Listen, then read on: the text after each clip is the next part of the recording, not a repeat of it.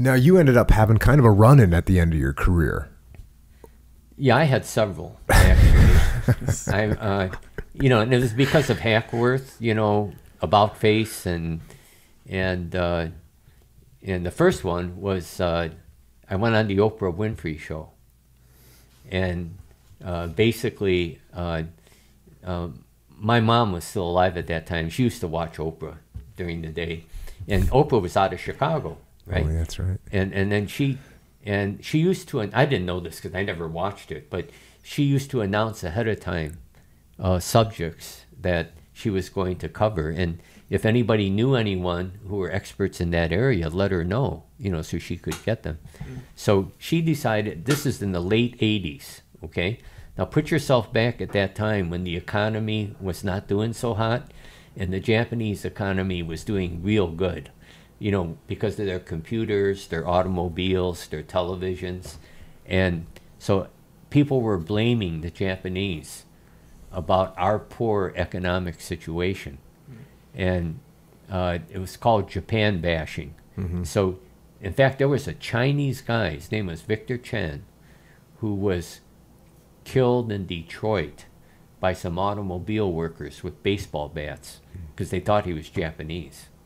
He was actually Chinese, okay?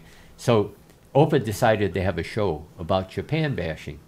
So she said, if anybody knows anyone, in the Japanese American community that might be a good, person on this, please let me know. Well, my mom saw that, and she said, you need to get on the show, So I tried calling. I couldn't get, how this is. I couldn't get through, whatever. Well, I had at that time a very influential journalist in Chicago. His name was Irv Kupcinet, who had a very famous, it was called Cup's Column. He used to interview presidents, kings and queens, political people, in Chicago at a restaurant. And so I called Cup and I said, hey, Cup, I'm trying to get through on this thing with Oprah. And he said, I'll see what I can do. Okay. 2 hours later, I get a call from the executive producer of the show.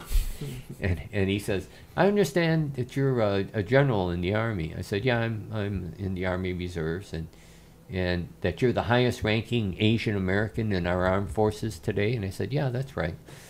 And he said, well, and I was trying to figure out where the guy was going, right? Well, he was trying to see if I could chew gum and walk at the same time.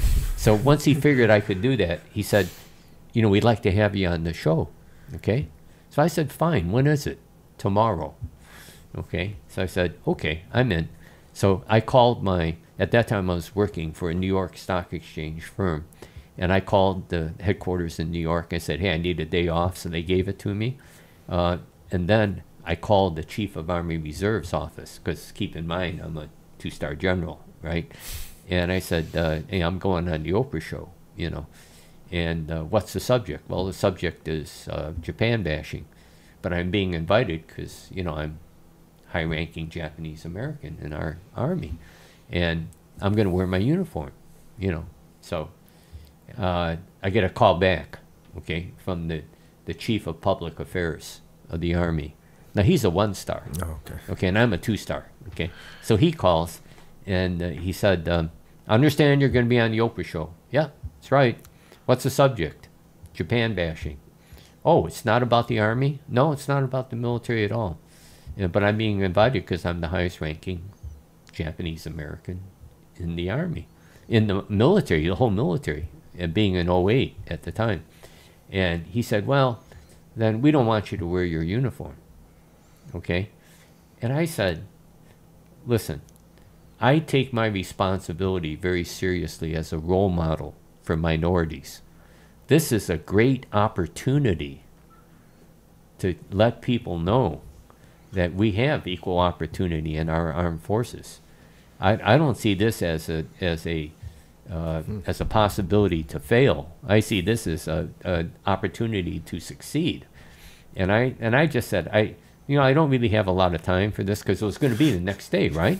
So I said, is this an order, from, the secretary or from the chief? I don't care, whoever's above me. Is this an order And he said, well, I can't tell you, it's an order. And I said, well, okay. In that case, thank you very much for calling me. You know, I appreciate what you said. I've taken it all under consideration. Bottom line, I'm wearing my uniform. And that was the end of it, okay? So he writes a memorandum for record that to the Chief of Staff of the Army that went into my file that said, you know, I spoke to General Mukuyama. I told him it was, you know, above his pay grade levels, that he might get involved with, you know, things that went out of hand and all that. And he basically told me that he was going to wear his uniform. So I go on the show, okay? And I'm ready. I do my homework, okay? And we come back from commercial break, and Oprah starts out by saying, and today we have with us Major General Jim Mukuyama, the highest ranking Asian American, Japanese American in our military today. Camera. And I'm going to sit there in a civilian suit? Yeah. I mean, what kind of a message would that have Ridiculous, been? yeah. I was in my Class A's. Of course. Okay. So, and the first words out of my mouth were, Oprah, I want everyone to understand that whatever I say today is the opinion of Jim Mukuyama. I am not representing the Department of the Army. I'm not representing the Department of Defense. However, I am a soldier in the United States Army. I'm proud of it. We have equal opportunity in our armed forces. End of message. And the rest of the thing went very well. They actually had a guy on there who I would affectionately refer to as a redneck. And he was blaming the Japanese for all the problems. And some of it was correct, where they weren't fair in some of the economic dealings with us. You know, their markets were not as open to our products as they should have been. But on the other hand, the guy was saying some nutty stuff. Like he said, well, they're costing us jobs. Okay? So I said, okay, who's the fourth largest automobile manufacturer in the country? The answer, Honda America. Okay? They have a plant in Marysville, Ohio that employed 3,500 Americans. Okay? They can't close that plant and take it back to Japan. It's in the United States. And I said, I'm also tired of hearing people complain about American quality, because the Honda Civics produced at that plant had fewer defects than Honda Civics that were coming from Japan. Wow. J.D. Powers. I had all this stuff. You're ready. Don't mess with the general. So then I told him, I said, and guess what? The steel for that plant comes from Indiana, which is also jobs for Americans. Okay. Then the other thing the guy said was, the Asians are taking over our universities. I said, what's that all about? And he said, well, they're getting all the scholarships. Okay. And I said, listen, the Asian Americans are not smarter than any other ethnicity or race. The reason they do so well in school is the parents get involved, and they make sure that their kids study, and they emphasize the value of education. That got a huge approval from the audience, you know. So what happened was, there was a, believe it or not, a federal judge in Chicago who saw that program, okay?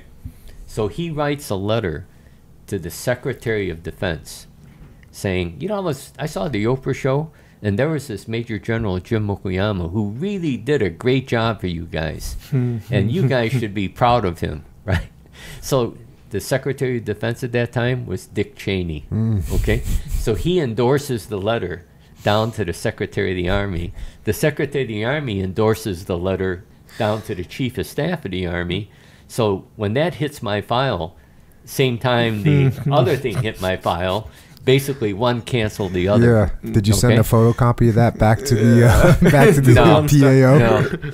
But that's, you know, so right then and there, the Army knew what they were dealing with, because I was, you know, it was an opportunity to show that we have equal opportunity in the armed forces. I tell people that one of the proudest things of my service was that when I would lose track of people's race, you know, I stopped looking at people as as Asian American or African American or Hispanic Americans. I looked at them as private, corporal, lieutenant, whatever their job was in the military. That's how I caught myself forgetting sometimes of people, you know, because I tell people everybody was olive drab. Yeah.